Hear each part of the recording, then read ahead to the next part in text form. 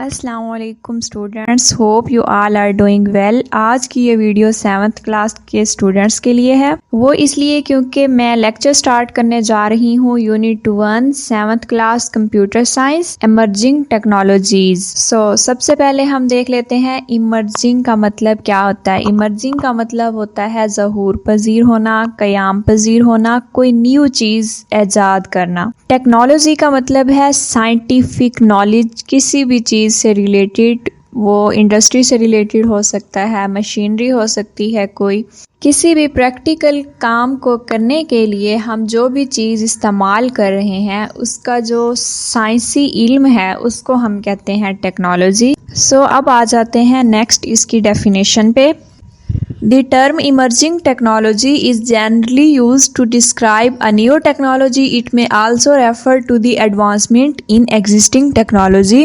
Definition में वो बता रहे हैं कि इमर्जिंग टेक्नोलॉजी का मतलब कोई भी न्यू टेक्नोलॉजी, फिर अगर पहले से हमारे पास कोई टेक्नोलॉजी मौजूद है उसको हम अपडेट कर दें, उसमें एडवांसमेंट कर दें, कोई चेंजेस कर दें, तो उसको भी हम किस में शुमार करते हैं, इमर्जिंग टेक्नोलॉजी में। The development of emerging technologies also refer to technical, institutional and social changes. इसमें वो कह रहे हैं इमर्जिंग टेक्नोलॉजीज की मदद से हम टेक्निकल, इंस्टीट्यूशनल और सोशल चेंज ला सकते हैं। टेक्निकल मीन तकनीकी, किसी भी मशीनरी से रिलेटेड। इंस्टीट्यूशनल मीन कोई भी ऑर्गेनाइजेशन है उसको हम बेहतर बना सकते हैं और मुआशरे में तब्दीली ला सकते हैं। देन इसकी important characteristics of emerging technology, जिनमें सबसे पहले है जी इनोवेशन। इनोवेशन का मतलब होता है कोई भी न्यू चीज ईजाद करना, डिस्कवर करना जो पहले से मौजूद ना हो। Fast growth. देन है कंसिस्टेंसी। कंसिस्टेंसी का मतलब होता है मुसलसल। Prominent impact. प्रोमिनेंट का मतलब होता है वाइड, ज्यादा, large. Emerging technologies have created new opportunities and challenges related to copyrights, patent and licensing. वो कह रहे हैं इमर्जिंग टेक्नोलॉजीज हमारे लिए नए मौके भी लाती हैं, मुश्किलात भी लाती हैं। इसमें एक लफ्ज़ आया पेटेंट, इसका मतलब होता है लीगल प्रोटेक्शन। ये मौके और मुश्किलात किससे रिलेटेड होते हैं, कॉपीराइट्स से।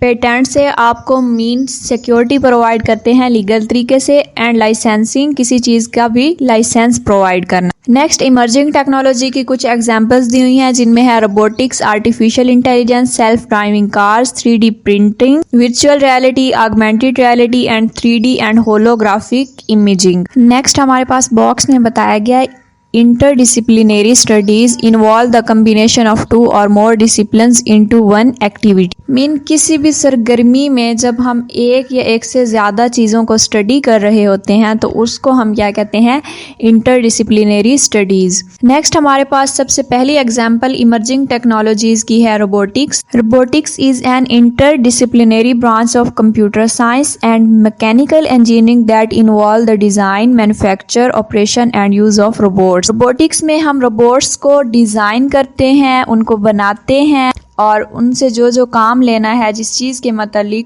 वो ऑपरेशंस करवाते हैं, एंड यूज़ ऑफ रोबोट्स, और उसका यूज़ किस तरह से करना है ये चीज़ स्टडी करते हैं।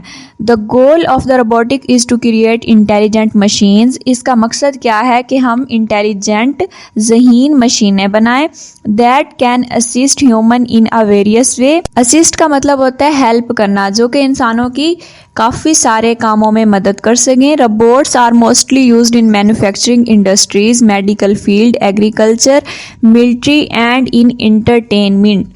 कहाँ कहाँ पे ये यूज़ होते हैं, इस्तेमाल कहाँ कहाँ पे है वो बता रहे हैं। मैन्युफैक्चरिंग इंडस्ट्रीज़, जहाँ पे कोई भी चीज़ बनती है जिस इंडस्ट्री में, वहाँ पे रोबोट का यूज़ किया जा सकता है। मेडिकल फील्ड में, और उसके अलावा एग्रीकल्चर में, ज़राअत के लिए, military and entertainment purpose. Military mean हमारे ये जो सारा दिफाई निज़ाम है जो कि फ़ौज के अंडर आता है, और इंटरटेनमेंट तफरीह के लिए भी इनका यूज़ किया जाता है। नीचे बॉक्स में बताया गया है the word robotics was derived from the word robot. Robotics किससे निकला है, रोबोट वर्ड से, और रोबोट कहाँ से निकला है, वर्ड रोबोटा से, और इसका मतलब है जी वर्क या फिर कोई जॉब। नेक्स्ट हमारे पास है artificial intelligence, AI refers to technologies that make devices act, think like a human। Artificial intelligence से ऐसी डिवाइसेस, ऐसे आलात बनाए जाते हैं जो कि बिल्कुल एक इंसान की तरह सोचते हैं और उन्हीं की तरह काम करते हैं। Voice recognition and decision making are features of human intelligence that artificial intelligence में पोजेस। आवाज़ को पहचानना और फैसला लेना, ये किसके फीचर्स हैं? इंसानों के। और यही काम कौन करता है? Artificial intelligence. देन है जी self driving cars. Self driving जैसा कि नाम से ही जाहिर हो रहा है, खुद ब खुद ड्राइव होने वाली, खुद ब खुद चलने वाली। A self driving car also known as robotic car, इनको रोबोटिक कार भी कहते हैं। That is capable of sensing its environment and moving safely with little or no human input. ये अपने इन्वायरमेंट को सेंस करती हैं और फिर मूव करती हैं किसी भी इंसान की मदाखलत के बिना। Many companies such as Google and Tesla have been developing and using self driven cars for several years. तो गूगल और टेस्ला की जो है कंपनीज वो क्या बना रही हैं? सेल्फ ड्राइविंग कार्स काफ़ी सालों से। नेक्स्ट है जी 3D printing. 3 dimensional printing is a process that create, जो कि बनाता है अ 3 dimensional physical object from a digital design. Simple words, कोई भी हमारे पास इमेज है, फिजिकल इमेज किसी भी फिजिकल ऑब्जेक्ट की, तो 3 डायमेंशन में वो कैसे बनेगी? उसकी हाइट, विड्थ, लेंथ बिल्कुल वो ऐसे लग रहा होगा इमेज में कि वो सेम एज रियल ऑब्जेक्ट है। 3D प्रिंटर्स में also be called additive manufacturing printers और फैब्रिकेशन प्रिंटर्स। नेक्स्ट हमारे पास है जी virtual reality. Virtual reality is a technology that enables a person to interact with an artificial 3-dimensional visual और other sensory environment। अगर आपको simple words में बताऊं तो वर्चुअल रियलिटी में हम ऐसी डिवाइसेस यूज़ करते हैं जिसके ज़रिए एक आर्टिफिशियल इन्वायरमेंट क्रिएट हो जाता है और हमें ऐसे फील होता है कि जैसे हम रियल में उस इन्वायरमेंट में मौजूद हैं। अच्छा, डिवाइसेस इसकी बहुत मज़े की होती हैं। फॉर एग्ज़ाम्पल उसमें आ जाता है ग्लासेस। अगर वो ग्लासेस आप लगा लेते हैं और कोई भी इन्वायरमेंट आप प्ले कर देते हैं उसमें, वो कोई बिल्डिंग का इन्वायरमेंट हो सकता है, कोई शॉपिंग मॉल हो सकता है, तो आपको ऐसे फील होगा कि आप जैसे खुद उस शॉपिंग मॉल में मौजूद हैं। VR technology is widely used in medical and manufacturing industries. तो ये ज़्यादातर कहाँ यूज़ होती है? मेडिकल में, मेडिकल पर्पज़ के लिए। एंड मैन्युफैक्चरिंग इंडस्ट्रीज़, जहाँ पे कुछ ना कुछ मैन्युफैक्चर हो रहा होता है, बन रहा होता है। नेक्स्ट है जी augmented reality. AR is the integration of real world environment and computer generated content. Unlike virtual reality, AR users experience a real-world environment with generated information overlaid on top of it. AR plays an important role in medical science. अगर simple words में आपको बताऊं तो augmented reality का मतलब होता है किसी भी रियल चीज़ के ऊपर कोई भी डिजिटल चीज़ जो है वो प्लेस कर देना। इसकी जो सिंपल सी एग्जांपल है वो स्नैपचैट है। इसमें आपको काफ़ी सारे फ़िल्टर्स मिल जाते हैं। आपका रियल फेस कुछ और होता है, लेकिन आप जिस तरह का फ़िल्टर प्लेस करते हो तो आपका फेस उसी तरह का दिखाई देता है। तो इसको हम कहते हैं augmented reality.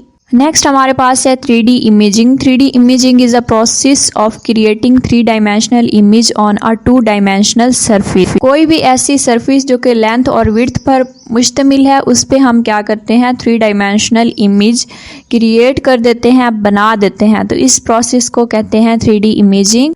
3D imaging has become important in industrial and consumer applications. Industry में इसका ज़्यादा इस्तेमाल है। क्यों? अगर फॉर एग्ज़ाम्पल आपने कोई चीज़ सेल करनी है और उसकी इमेज लगानी है, तो 3D इमेजिंग होगी तो वो ऐसे लगेगा जैसे एक रियल ऑब्जेक्ट पड़ा है। 3D इमेज की वजह से उस ऑब्जेक्ट की या उस इमेज की सारी प्रॉपर्टीज़, लेंथ, विड्थ, हाइट जो है वो आपको दिखाई देगी। नेक्स्ट हमारे पास है holographic imaging. A hologram is a 3 dimensional image created with photographic projection. ये दरअसल किसी भी इमेज का क्या है? प्रोजेक्शन है, साया है। अनलाइक 3D और virtual reality, on a 2 dimensional computer display a hologram is a 3 dimensional and free standing. Simple words में वो ये कहने की कोशिश कर रहे हैं जो कंप्यूटर है जिस पे इमेज डिस्प्ले होनी है वो 2 डायमेंशनल है। लेकिन जो इमेज हमारे पास कंप्यूटर पे शो हो रही है वो 3 डायमेंशनल है। होलोग्राफिक इमेजिंग में जो कॉन्सेप्ट याद रखने वाला है वो बेसिकली ये है कि किसी भी 3 डायमेंशनल इमेजेस का जो साया है, प्रोजेक्शन है, उसको हम क्या कहते हैं, holographic imaging. Holographic imaging then box में हमारे पास डू यू नो में बताया गया है हमें, the term hologram is taken from the Greek word holo, जिसका मतलब क्या होता है, होल, एंड ग्रामा मैसेज। तो होलोग्राम का ये मतलब बताया गया है। सो ये भी आपने याद रखना है, पेपर में पूछा जा सकता है। हमारे पास अगला टॉपिक आ जाता है जी computer ports. Port is a physical point or a jack provided on a computer using which an external device can be connected to the computer. Port basically एक ऐसी जगह है जहाँ पे हम कोई भी एक्सटर्नल डिवाइस कनेक्ट कर सकते हैं कंप्यूटर के साथ। It act as an interface और a point of attachment between computer and external device. वो कह रहे हैं कंप्यूटर और एक्सटर्नल डिवाइस जो भी हम यूज़ कर रहे हैं, वो माउस हो सकता है, कीबोर्ड हो सकता है, तो उनके लिए पॉइंट ऑफ अटैचमेंट प्रोवाइड करती हैं। देन हमारे पास है it can also be point through which information flows from a program to the computer or over to the internet. इसके अलावा ये एक ऐसा पॉइंट भी है जिसके ज़रिए कंप्यूटर पर मालूमात फ्लो करती हैं या फिर इंटरनेट पर। आगे some of the computer ports are discussed below. तो जितनी भी कंप्यूटर पोर्ट यूज़ होती हैं उनके बारे में यहाँ इंपॉर्टेंट इंफॉर्मेशंस दी गई हैं। मीन इनका मॉडल कौन सा होता है, मॉडल नंबर क्या होता है, कैटेगरी कौन सी होती है। ये इतना इम्पोर्टेंट तो नहीं है, लेकिन फिर भी आप एक बार इन सब को रीड कर लीजिएगा। सो पोर्ट की टाइप्स में सबसे पहले हमारे पास है जी USB port. USB stands for universal serial bus, आपने यूज़ की होगी। is a plug and play interface that allows a computer to communicate with peripheral and other devices. तो USB एक ऐसा प्लग है जिसको हम कंप्यूटर में लगा के बाकी जो पेरिफेरल डिवाइसेस मीन जो भी डिवाइसेस कंप्यूटर के साथ कनेक्ट हो सकती हैं उनको यूज़ कर सकते हैं, उनके साथ कम्युनिकेट कर सकते हैं। Today it has replaced PS/2 connector. वो कह रहे हैं इसकी जगह अब कनेक्टर यूज़ होते हैं, गेम पोर्ट यूज़ होती हैं, serial and parallel ports use होती हैं। Examples of peripherals that are connected via USB including computer keyboards and mic, video, camera, printer, portable media player, mobile, digital telephones, disc drivers and network adapters. ये जितनी भी devices दी हुई हैं ये क्या use करती हैं, USB पोर्ट यूज़ करती हैं। आगे नीचे बॉक्स में दिए हुए हैं USB पोर्ट के वर्जन्स दिए हुए हैं, उनके नाम दिए हुए हैं, उनका डेटा रेट कितना है या पावर कितनी है। तो ये आपने लाजमी एक बार देख लेना, ये MCQs में पूछी जा सकती हैं। नेक्स्ट पोर्ट हमारे पास है type C port. It is the latest design of USB port.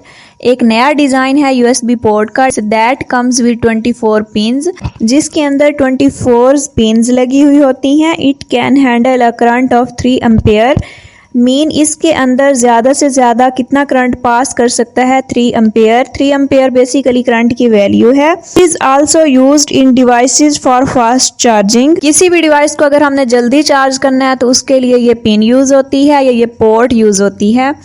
One of the distinguished features of this port is that it has no up or down orientation. इसकी जो खसूसियत है मेन वो बता रहे हैं कि आप इसको ऊपर की तरफ लगाओ या नीचे की तरफ लगाओ तो ये लग जाएगी। इसकी कोई ख़ास अप डाउन ओरिएंटेशन नहीं है, which means you do not need to flip the male connector over to plug it in the USB port.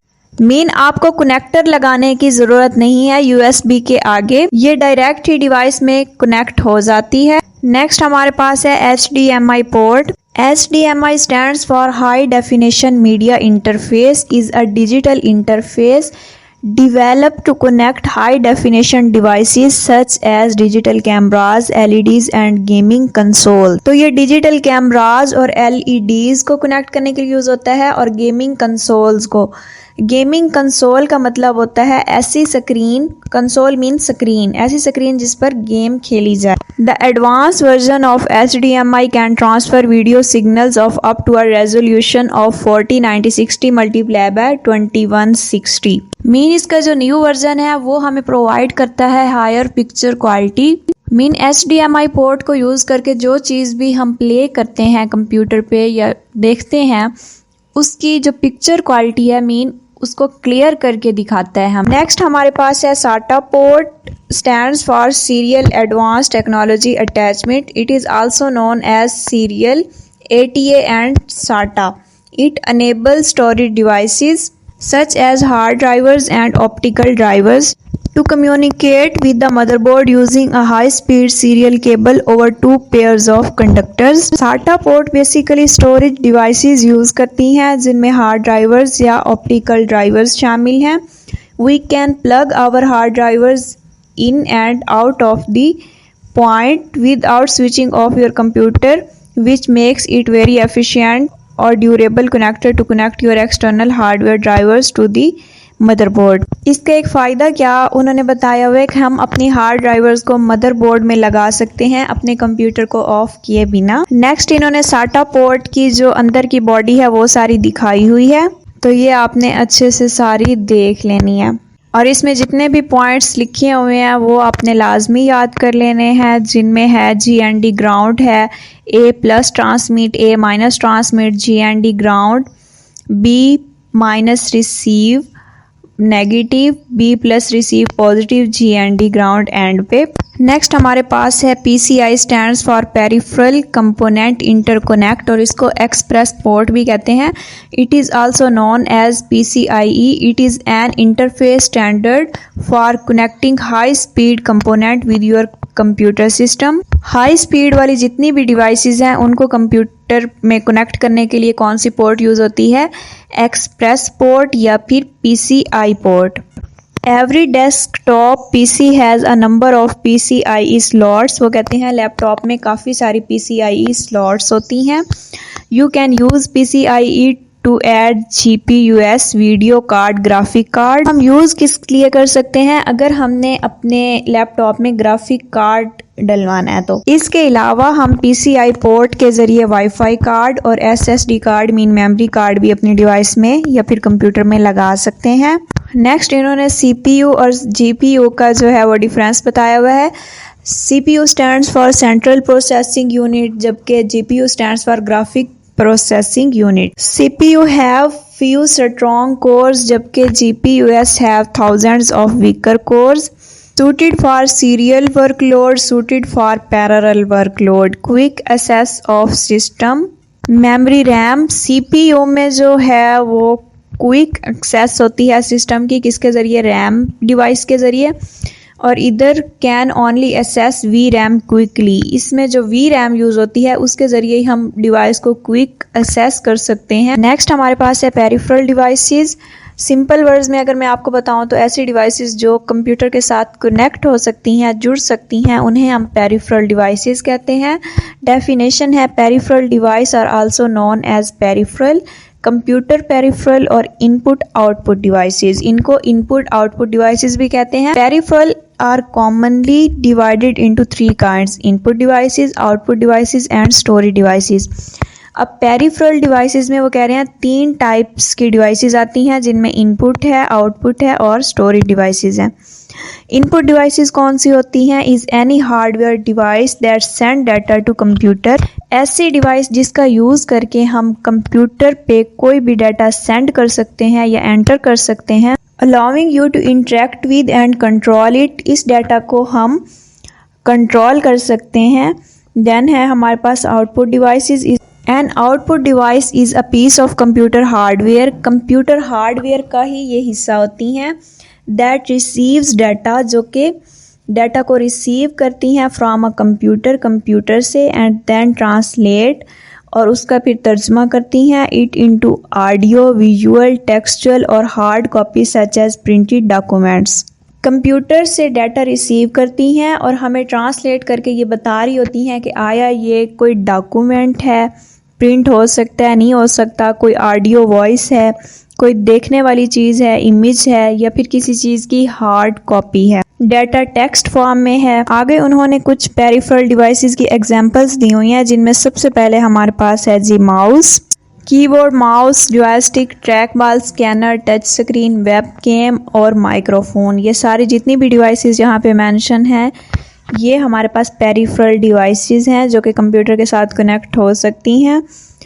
Mouse में क्या है, mouse is a small input device. ये किस लिए यूज़ होता है, कोई भी डाटा इनपुट करने के लिए कंप्यूटर में, which is use to control the movement of the cursor on the computer screen. आपने कभी माउस यूज़ किया हो तो कंप्यूटर पे एक कर्सर सा बन जाता है, तो उसको हम मूव करवा सकते हैं माउस के ज़रिए। हमने जो भी चीज़ ओपन करनी हो उस कर्सर को वहाँ पे रखते हैं और राइट या लेफ़्ट क्लिक करके हम उस चीज़ को ओपन कर सकते हैं। It also allow user to move and select folders, text files and icons on computer।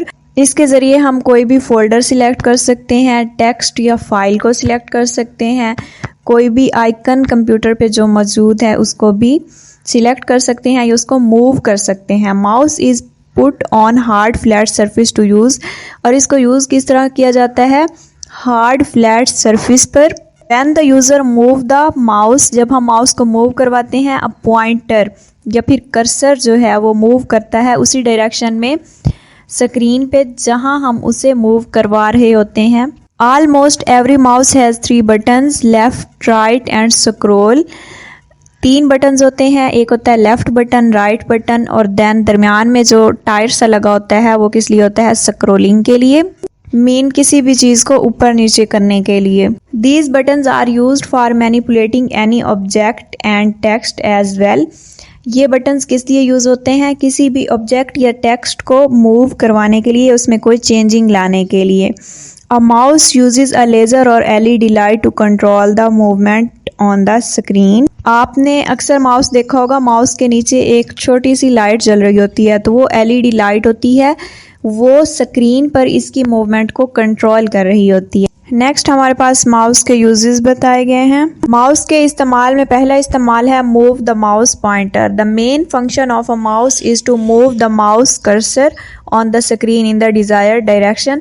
जिस डायरेक्शन में हम जाना चाहते हैं उसी डायरेक्शन में हम कर्सर मूव करवाएंगे। देन है select. A mouse provide the option to select the text file और folder and many files at once. Mouse के जरिए हम किसी भी टेक्स्ट को या फाइल को और फोल्डर को सिलेक्ट कर सकते हैं। अगर हम एक से ज़्यादा फोल्डर, टेक्स्ट या फाइल्स को सिलेक्ट करना चाहते हैं तो वो भी हम एक साथ माउस के जरिए कर सकते हैं। देन है open a program. You can open a folder, icon और अदर ऑब्जेक्ट यूजिंग माउस। इसके ज़रिए हम किसी भी चीज़ को ओपन कर सकते हैं। To open a file, folder और icon, you are required to move the cursor over it, then double click on the object that you want to open और एग्जीक्यूट। जो भी चीज़ हम ओपन करना चाहते हैं उसके ऊपर हम कर्सर लेके आएंगे और डबल क्लिक करेंगे तो वो हमारे पास ओपन हो जाएगी, चाहे वो फाइल होगी या फिर कोई टेक्स्ट होगा, कोई फोल्डर होगा। नेक्स्ट है हमारे पास drag and drop. When you select something it can also be moved from one place to another using drag and drop method.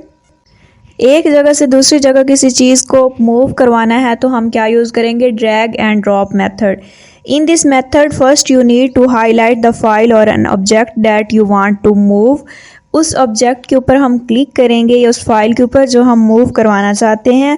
Then move this file while processing the mouse button and drop it on the desired location। Select करके mouse को hold करके रखेंगे और then जहाँ पे हमने रखना है उस जगह पर लाएंगे माउस को और फिर छोड़ देंगे उस चीज़ को। Hovering। When you move the mouse pointer on any object, किसी भी ऑब्जेक्ट पे जब हम माउस पॉइंटर मूव करवाएंगे, hover changes the colour of links and by clicking on that link. तो कलर चेंज होंगे उन ऑब्जेक्ट्स के, जिस ऑब्जेक्ट पे हमने जाना है उस पे हम क्लिक करेंगे और हम अपने डेस्टिनेशन पेज जो कि हम चाहते हैं जिस पे जाना उस पेज पर पहुंच जाएंगे। देन सेकेंड लास्ट यूज़ हमारे पास है scroll up and down. If you are working on a large document, ज़्यादा लंबा डॉक्यूमेंट है, you need to scroll up और down a page. Scroll button of the mouse helps to up and down your document page. Scroll button जो कि left और right click के दरमियान में टायर की शक्ल का होता है माउस पे, उसके ज़रिए हम क्या कर सकते हैं, अगर हम उसको ऊपर की जानिब स्क्रॉल करेंगे तो हमें वो डॉक्यूमेंट्स के सबसे ऊपर ले जाएगा। अगर हम नीचे की जानिब स्क्रॉल करेंगे तो हमें वो डॉक्यूमेंट्स की नीचे वाली जगह पर ले आएगा। देन है combination activities. A mouse can be used in many combination activities like control plus mouse. Click can be used for the hyperlink in new window. किसी काम को जल्दी परफॉर्म करने के लिए, कम्बिनेशन में परफॉर्म करने के लिए, डायरेक्ट उस पेज पर जाने के लिए हम क्या यूज़ करते हैं, कंट्रोल प्रेस करके हम माउस की मदद से राइट क्लिक करेंगे या लेफ़्ट क्लिक करेंगे तो हमारे पास क्या ओपन हो जाएगा, न्यू विंडो में कोई भी लिंक ओपन हो जाएगा। तो ये था जी आज का लेक्चर। सेकंड लेक्चर भी आपको इंशाल्लाह जल्द मिल जाएगा। वीडियो अच्छी लगी हो तो लाइक, शेयर और चैनल को सब्सक्राइब कर लें। नेक्स्ट वीडियो तक के लिए अल्लाह हाफिज़।